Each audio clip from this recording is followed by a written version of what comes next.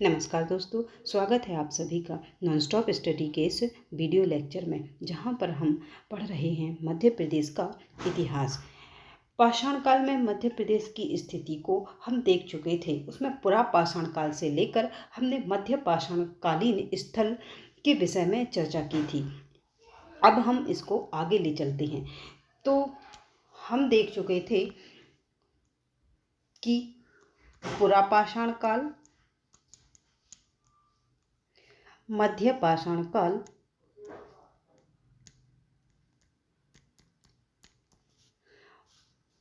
इसके स्थल हम देख चुके थे, जैसे भीमबेटका, हथनौरा। ये स्थल हम पिछले वीडियो में देख चुके हैं। आज के इस वीडियो में देखने वाले हैं हम नव पाषाण कालीन स्थल। तो नव पाषाण काल है जो, यह वो समय है, इस समय तक आते आते मनुष्य ने बहुत कुछ अचीव कर लिया था। मतलब मनुष्य ने कृषि करना सीख लिया था। पशुपालन तो वो मध्य पाषाण काल में ही सीख चुका था। तो इस समय तक आते आते मनुष्य ने कृषि करना सीख लिया, पशुपालन भी वो कर रहा था। तो स्थायी निवास भी मनुष्य ने सीख लिया। तो नव पाषाण कालीन मानव कृषि भी करता था और घर बनाकर एक जगह पर निवास भी करता था। तो जो नव पाषाण काल के स्थल हैं मध्य प्रदेश में, कहाँ कहाँ से नव पाषाण कालीन स्थल प्राप्त हुए हैं। तो नव पाषाण कालीन स्थल मध्य प्रदेश से एरन से प्राप्त हुए हैं, कुंडम, जटकारा, जो कि कहाँ पर है, छतरपुर में, दमोह, जबलपुर,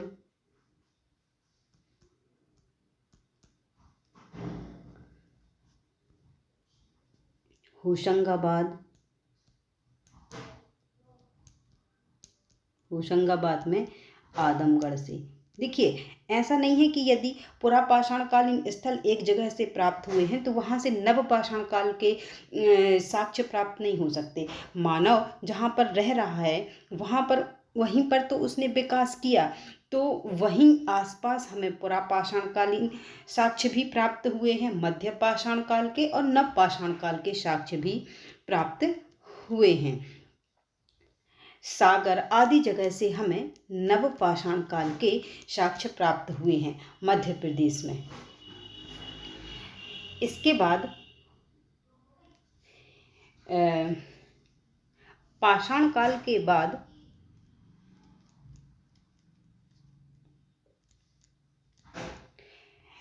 अभी तक मानव क्या कर रहा था, केवल पत्थरों के औजार या उपकरणों का ही उपयोग कर रहा था। केवल पत्थर के बने हुए उपकरण, इनका उपयोग ही कर रहा था। लेकिन आगे जाकर के मनुष्य ने धातु का उपयोग करना सीखा। तो सबसे पहले मनुष्य ने किस धातु का उपयोग करना सीखा, तांबा। जब मनुष्य ने तांबे का उपयोग करना सीखा तो वह पत्थर के औजारों या उपकरणों का भी उपयोग कर रहा था। इसके साथ साथ धातु अर्थात तांबे के उपकरणों का भी उसने उपयोग करना प्रारंभ किया।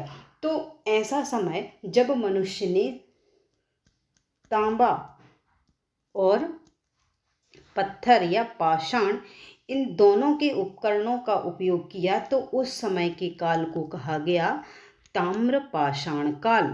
क्या कहा गया, ताम्र पाषाण काल। इस समय पर मनुष्य ने पत्थर और तांबे से बने औजारों और उपकरणों का उपयोग करना प्रारंभ कर दिया था।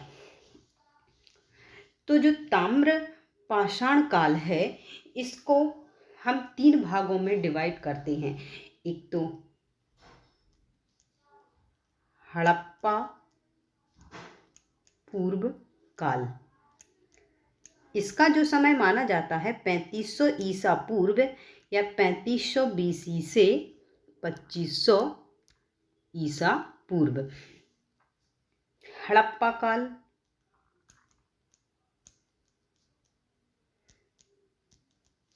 इसका टाइम पीरियड माना जाता है 2500 BC से 1750 सिंधु सभ्यता का काल है ये, हड़प्पा काल, और उसका टाइम पीरियड क्या है 2500 ईसा पूर्व से 1750 ईसा पूर्व। हड़प्पोत्तर, हड़प्पोत्तर काल मतलब हड़प्पा काल सिंधु सभ्यता के काल के बाद का टाइम पीरियड, जो कि है 2000 ईसा पूर्व से 1000 ईसा पूर्व। तो देखिए जो हड़प्पा सभ्यता है उससे पहले का समय जो कि आता है 3500 ईसा पूर्व से 2500 ईसा पूर्व। इसके बाद आता है हड़प्पा काल और इसका समय है 2500 ईसा पूर्व से 1750 ईसा पूर्व। और इसके बाद सिंधु सभ्यता के समय के बाद का समय 2000 ईसा पूर्व से 1000 ईसा पूर्व। अब देखिए मध्य प्रदेश में क्या है, सिंधु सभ्यता का कोई भी स्थल हमें प्राप्त नहीं होता है, हमें देखना है हड़प्पोत्तर काल के बाद का समय। तो क्या होता है, हड़प्पा समय तो हम जानते हैं कि ये कांस्य युगीन थी, इसमें तांबा और टिन को मिला करके ये लोग कांसा बनाते थे और उनके उपकरणों का, बर्तन औजार जो भी उपकरण बनाए जाते थे उनका ये उपयोग करते थे। अब हमें देखना है कि मध्य प्रदेश का इससे क्या संबंध है। तो हड़प्पा काल से तो कोई संबंध नहीं है। हड़प्पा के बाद का यदि हम काल देखें तो मध्य प्रदेश में क्या हुआ, इस समय पर कुछ अलग अलग क्षेत्रीय संस्कृतियां विकसित हुईं और उन संस्कृतियों को नाम दिए गए। मध्य प्रदेश के अलावा अन्य राज्यों में भी हम उन संस्कृतियों के नाम देखते हैं, जैसे कि अहाड़ संस्कृति। अहाड़ संस्कृति, ये संस्कृति कहाँ पर विकसित हुई? हाँ, ये सभी संस्कृतियाँ ताम्रपाषाण काल से संबंधित हैं।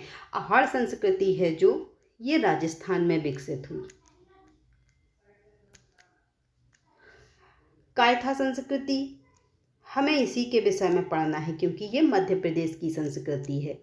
ये कहाँ विकसित हुई? मध्य प्रदेश में। ये हमारे काम की है क्योंकि हम मध्य प्रदेश का ताम्रपाषाण कालीन इतिहास पढ़ रहे हैं।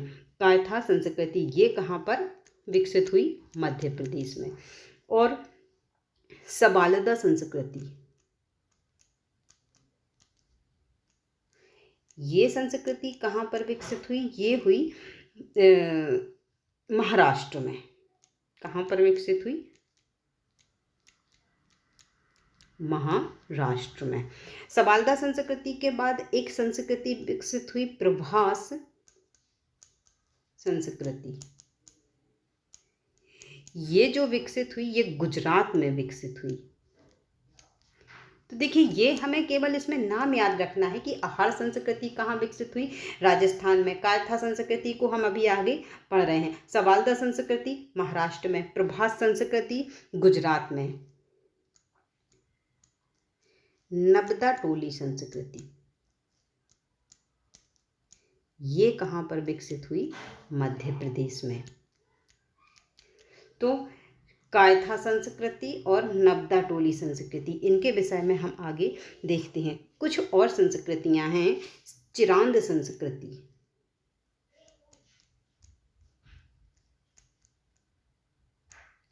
तो ये चिरांद संस्कृति है ये बिहार में विकसित हुई। कहाँ पर विकसित हुई? बिहार में। जोरबे संस्कृति, इनके नाम याद करना है क्योंकि कभी कभी पूछ लिया जाता है और इस बार तो हमें और डिटेल में पढ़ना है। जोरबे संस्कृति ये जो हुई ये महाराष्ट्र की संस्कृति है, महाराष्ट्र के एक क्षेत्र में विकसित हुई। रंगपुर संस्कृति गुजरात में,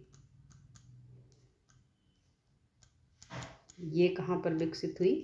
गुजरात में। तो देखिए ये जो संस्कृतियां हैं हड़प्पा काल के बाद में, जैसे हड़प्पा सभ्यता है वो एक शहरी सभ्यता थी, वहाँ पर लोग विकसित अवस्था में थे। लेकिन ये जो संस्कृतियां हैं ताम्रपाषाण काल से तो संबंधित हैं, लोग यहाँ पर तांबे का उपयोग कर रहे थे। लेकिन ये ग्रामीण संस्कृतियाँ थीं, अलग अलग क्षेत्रों में ये क्या हुई? विकसित हुई। और ये एक ग्रामीण संस्कृतियाँ थी। इनमें से हमें मध्य प्रदेश के संदर्भ में कायथा संस्कृति और नबदा टोली संस्कृति को हम देखते हैं।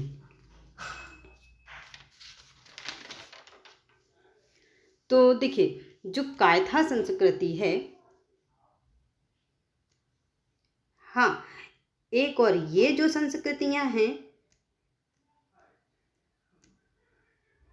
इसको कायथा संस्कृति, जैसे जितनी भी हमने संस्कृतियां देखी उनको एक नाम दिया गया, जैसे कायथा संस्कृति, आहार संस्कृति, नब्दा टोली संस्कृति, ये इनके प्रारंभिक स्थल। जैसे इसका जब इसकी खोज हुई, इसके अन्य स्थल भी हैं, लेकिन इसकी जब पहचान की गई तो इसका जो पहला स्थल हुआ वो कायथा है। अब इसी प्रकार के अन्य औजार, अन्य उपकरण यदि कहीं और से भी प्राप्त हुए तो वो कायथा संस्कृति के अंतर्गत ही आएंगे। इनके प्रारंभिक स्थल को ही इसका नाम दे दिया गया कि ये कायथा संस्कृति है।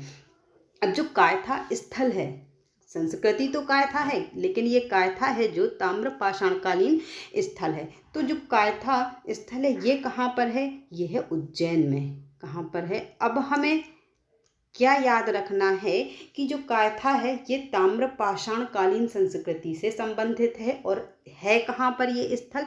उज्जैन में। क्योंकि ऑप्शन में हमेशा यही तो पूछ लिया जाता है कि कायथा कहाँ पर है, तो ये हमें याद ही रखना है कि ये कहाँ पर है?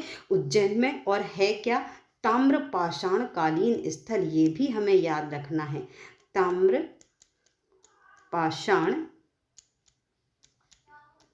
कालीन स्थल। हाँ, एक बात और, उज्जैन में ये काली सिंध नदी के तट पर स्थित है। कहाँ पर स्थित है? काली सिंध, जो कि चंबल की सहायक नदी है। काली सिंध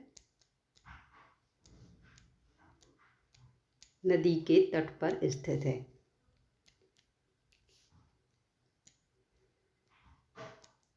और काली सिंध किस नदी की सहायक नदी है? चंबल की। तो ये हमें याद रखना है। कायथा कहाँ पर है? उज्जैन जिले में। ताम्र पाषाणकालीन स्थल है, काली सिंध नदी के तट पर स्थित है। हाँ, अब हम देखते हैं कि यहाँ से हमें ताम्र पाषाणकालीन कौन से उपकरण प्राप्त हुए हैं। तो यहाँ से हमें, कहाँ से? कायथा से चाक की सहायता से बनाए गए मिट्टी के बर्तन क्या प्राप्त हुआ है? चाक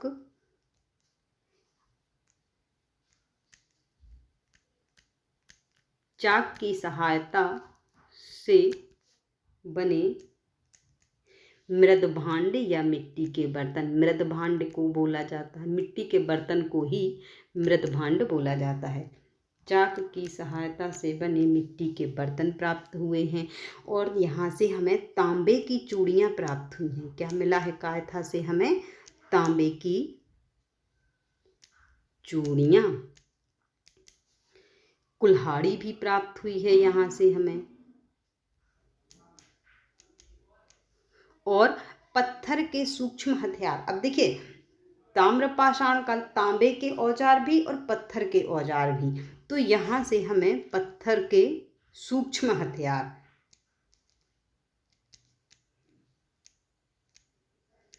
पत्थर के हमें यहाँ से सूक्ष्म हथियार प्राप्त हुए हैं, और मनके। तो यहाँ से हमें इतनी चीज़ें ये प्राप्त हुई हैं। ये सभी क्या है? कायथा संस्कृति का, कायथा संस्कृति से हमें ये सारी चीज़ें प्राप्त हुई हैं। अब इसके हम अन्य स्थल देखते हैं। कायथा संस्कृति के समान अन्य स्थल, तो इसी के समान हमें कायथा संस्कृति जबलपुर में त्रिपुरी और ऐरण, सागर, यहाँ से भी हमें ताम्र पाषाणकालीन औजार या उपकरण प्राप्त हुए हैं। अब हम देखते हैं नब्दा टोली संस्कृति। तो जो नब्दा टोली संस्कृति है,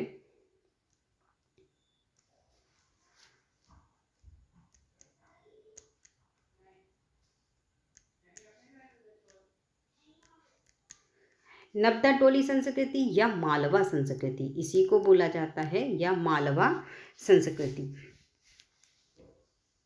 हाँ, इसका जो टाइम पीरियड है 1700 BC या 1700 ईसा पूर्व से 1200 ईसा पूर्व के उपकरण हमें प्राप्त हुए हैं। हाँ, और कायथा संस्कृति में 2000 ईसा पूर्व से 1800 ईसा पूर्व के उपकरण हमें प्राप्त होते हैं, वो बताना मैं भूल गई थी।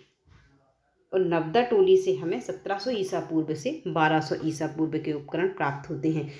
इसमें भी हमें इतनी ही चीज़ें जितनी कि हमने काथा संस्कृति में देखी थी कि नवदा टोली है कहाँ पर, ये है खरगोन जिले में। तो हमें ये याद रखना है कि नवदा टोली खरगोन जिले में है।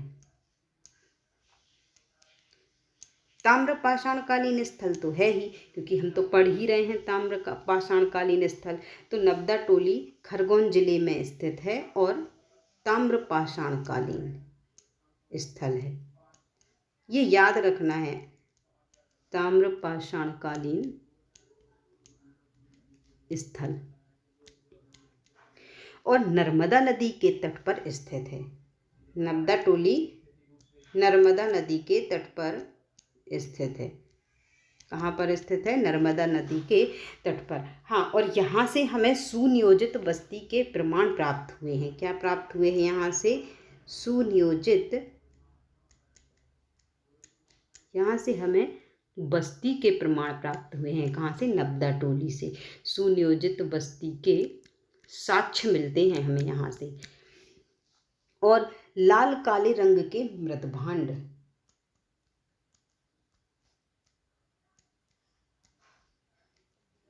लाल काले रंग के मृतभांड प्राप्त होते हैं और तांबे के उपकरण भी प्राप्त हुए हैं। तांबे के उपकरण, कृषि के साक्ष्य भी हमें यहाँ से मिलते हैं।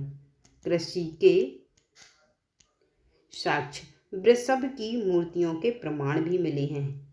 वृषभ की मूर्तियों के प्रमाण भी हमें यहाँ से मिलते हैं। तो जो नवदा टोली है यहाँ से हमें इतनी साक्ष्य प्राप्त होते हैं। और इसके अन्य स्थल भी हैं, जैसे महेश्वर, नागदा। नागदा कहाँ पर है? उज्जैन में।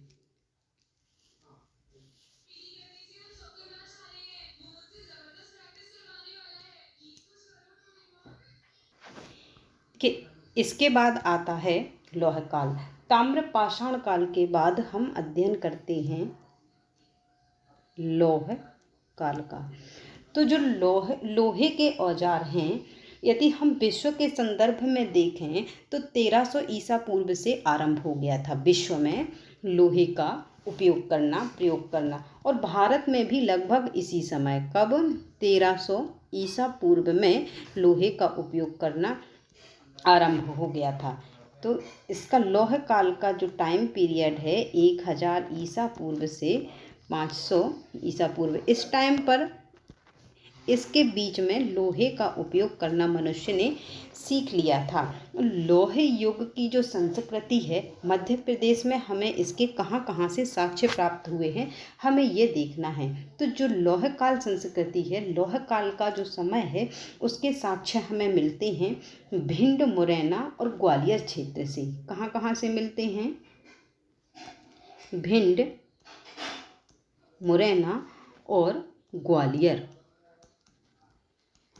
यहाँ से हमें मिलते हैं लौह काल के साक्ष्य कि मध्य प्रदेश के भिंड, मुरैना और ग्वालियर से कि मनुष्य ने कब से लोहे का उपयोग करना प्रारंभ किया। इसके बाद आते हैं हम महापाषाण संस्कृति पर।